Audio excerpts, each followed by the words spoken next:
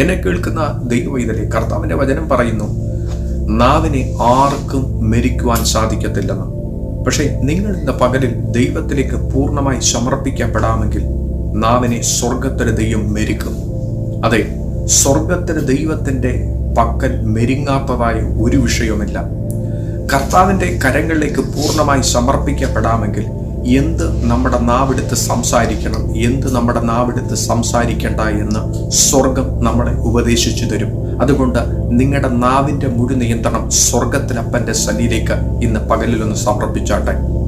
കർത്താവിലേക്കാണ് നിങ്ങളുടെ നിയന്ത്രണം, നിങ്ങളുടെ നാവിന്റെ നിയന്ത്രണം ഏൽപ്പിക്കപ്പെടുന്നതെങ്കിൽ നിങ്ങളുടെ നാവിൽ കൂടെ പുറത്തു വരുന്നത് അനുഗ്രഹത്തിന്റെ വചനങ്ങളായിരിക്കും. അതല്ല, പിശാചിന്റെ കരത്തിലാണ് നിങ്ങളുടെ നാവിന്റെ നിയന്ത്രണം ഇരിക്കുന്നതെങ്കിൽ നിങ്ങളുടെ നാവിൽ കൂടെ പുറത്തു വരുന്നത് ശാപത്തിന്റെ വചനങ്ങളായിരിക്കും. അത് അനവധി പേരുടെ ഹൃദയങ്ങളെ തകർക്കുന്നതായിരിക്കും. പക്ഷെ നിങ്ങൾ കർത്താവിലാണ്, യേശു ക്രിസ്തുവിലാണ് നിങ്ങളുടെ നാവിന്റെ നിയന്ത്രണമെങ്കിൽ കേട്ടാട്ടെ, നിങ്ങളുടെ നാവിൽ കൂടി പുറത്തു വരുന്നത് അനവധി പേരുടെ മുറിവുകളെ കിട്ടുന്നതായിരിക്കും. നമുക്കാരെയും നമ്മുടെ നാവെടുത്ത് ശപിക്കുവാൻ അധികാരമില്ല. നമ്മുടെ നാവ് കൊണ്ട് അനുഗ്രഹിക്കുന്നവരായിരിക്കണം. അതിനായിട്ടാണ് നമ്മളെ കർത്താവ് വിളിച്ച് വേർതിരിച്ചിരിക്കുന്നത്, അല്ലാതെ ശപിക്കുവാനല്ല.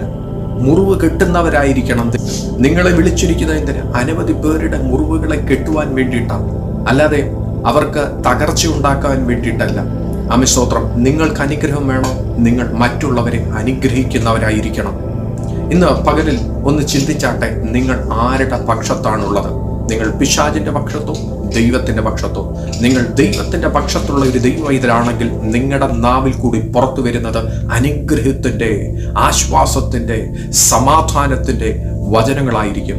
അതുപോലെ തന്നെ ഇന്ന് ഈ പ്രഭാതത്തിൽ, അല്ലെങ്കിൽ ഏത് സമയമാണോ ഈ ദൂത് കേട്ടുകൊണ്ടിരിക്കുന്നത്, ഈ സമയം വരെ നിങ്ങൾ നിങ്ങളുടെ നാവിൽ കൂടെ പുറത്തു വന്നിട്ടുള്ള എന്തെങ്കിലും ശാപവചനങ്ങൾ നിങ്ങൾക്കെതിരെ, നിങ്ങളുടെ കുടുംബത്തിനെതിരെ, അതായത് നിങ്ങളുടെ തലമുറകൾക്കെതിരെ, നിങ്ങളുടെ ഭാര്യയ്ക്കെതിരെ, നിങ്ങളുടെ ഭർത്താവിനെതിരെ, നിങ്ങളുടെ കൂടെ ഉള്ള സുഹൃത്തുക്കൾക്കെതിരെ എന്തെങ്കിലും നിങ്ങളുടെ നാവിൽ കൂടെ നെഗറ്റീവായിട്ടുള്ള ശാപവചനങ്ങൾ പറഞ്ഞു പോയിട്ടുണ്ടെങ്കിൽ ദൈവസന്നിധിയിൽ ഇന്ന് പകലിൽ ഒന്ന് ക്ഷമ ചോദിച്ചാട്ടെ.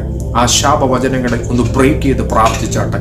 സ്വർഗത്തിലെ ദൈവം നിങ്ങളെ അനുഗ്രഹിക്കുവാൻ വേണ്ടിയിട്ടാണ് ഇന്ന് ഈ പകലിൽ ഈ ദൂതിനെ കൈമാറ്റം ചെയ്തുകൊണ്ടിരിക്കുന്നത്. നിങ്ങൾ അനുഗ്രഹം അനുഭവിക്കുന്നവരായി തീരണം. അതുകൊണ്ട് നിങ്ങളുടെ നാവിൽ കൂടി അനുഗ്രഹത്തിന്റെ വചനങ്ങൾ പുറത്തു വരണം, ശാപത്തിന്റെ വചനങ്ങളല്ല.